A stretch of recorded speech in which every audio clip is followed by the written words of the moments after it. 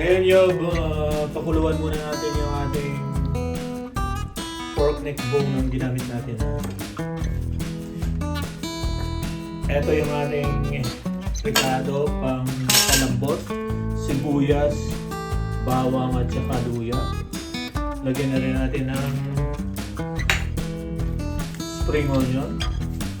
And then lalagyan natin ng salt. Pagkatapos tubig. Palalambutin natin ito ng 25 minutes. Palubuin natin yung ating karne. Yan, okay. Pagkatapos natin 25 minutes pag pumito na siya.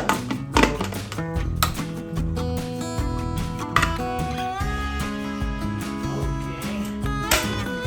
Balikan natin mamaya.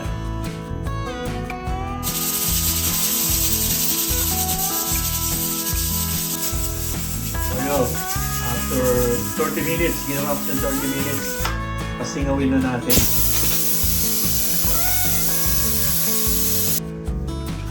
Pwede na natin buksan. Oh. Ngayon ang gagawin natin, kukunin natin yung ating buto-buto. So, ito maganda, sobrang lambot. Kasi kailangan natin tanggalin yung itong mga nilagay natin, mga sibuyas. Hindi natin isasali ito. Okay. Tatanggalin ko na muna siya kasi kung bibidyoan ko to hanggang tapusin ko baka mga tayo ng 30 minutos. Ngayon yung muna ang susunod natin gagawin, salayin natin itong yung ating sapaw, pinagpakuluan para mas madali. Kasi ito hindi natin isasali ito.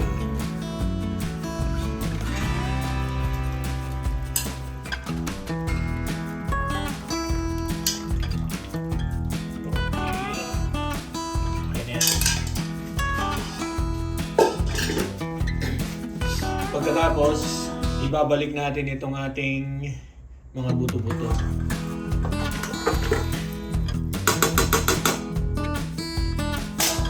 Ilalagay natin yung ating mga patatas.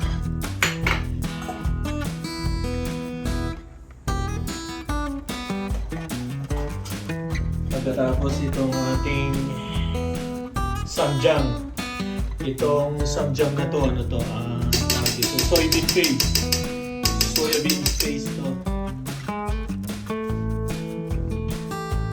And pagkatapos yung ating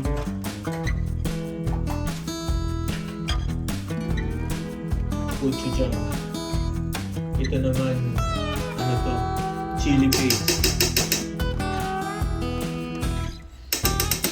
Ayan.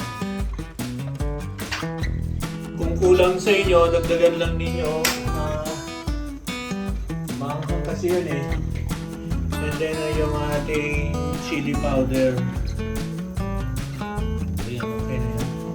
Ang chili powder naman na to, alam mo yung siling panigang, hindi ito kaya okay lang yan.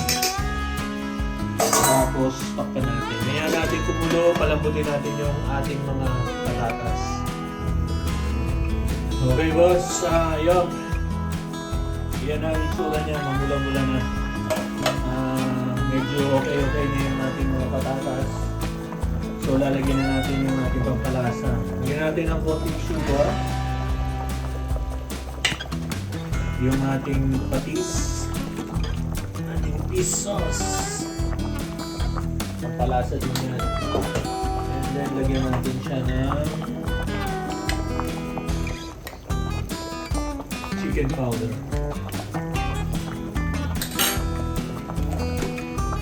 Hayaan muna natin siyang kumulo. Tapos ilalagay na natin yung ating mga gulay. Okay. Okay na to. Ilalagay na natin yung gulay. So bago natin ilagay yung gulay, tikman muna natin kung gaano siya ka-spicy.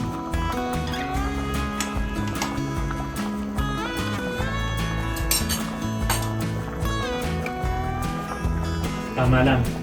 Para sa akin, tama lang. Ngayon kayo, kung gusto niyo ng mas spicy siya, nasa sa inyo. So ngayon, ilalagay na natin yung ating toge.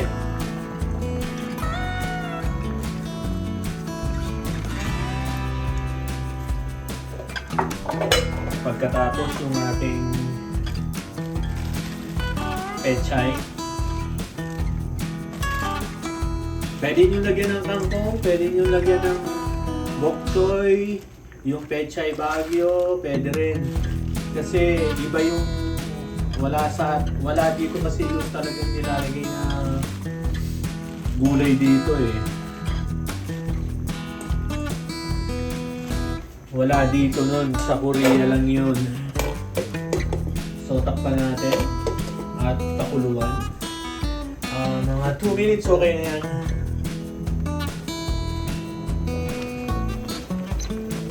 Baka umapaw mga yog, kaya buksan na muna natin yung mayog. Masarap nito, lalo na sa mga mahilig mamulutan, pampababa ng hangover to.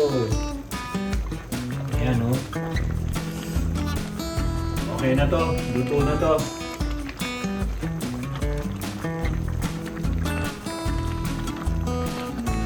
Sasandok na tayo.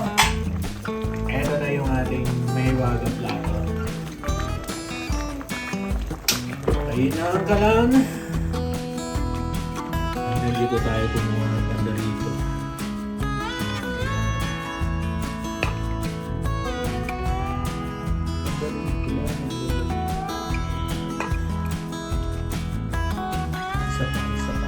Isa pa.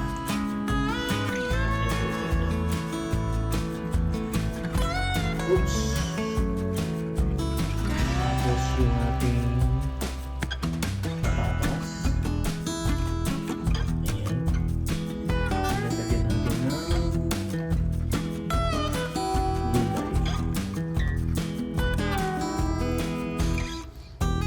Oops.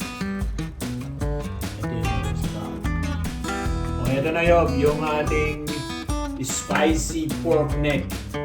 Tawag nila dito kung sa Korea. Pero version ko to. Hindi ito authentic Ano lang to, pachamba-chamba lang to. Maraming kulang kasi delikado dito eh. Okay, anyway, Yog, thank you for watching. Supportahan pa rin yung mga video ko. Thank you. Kung hindi ka pa nakapag-subscribe, please lang, subscribe mo. I-share mo yung video. I-like mo na. Lubus-lubusin mo na yun. Thank you so much. Bye!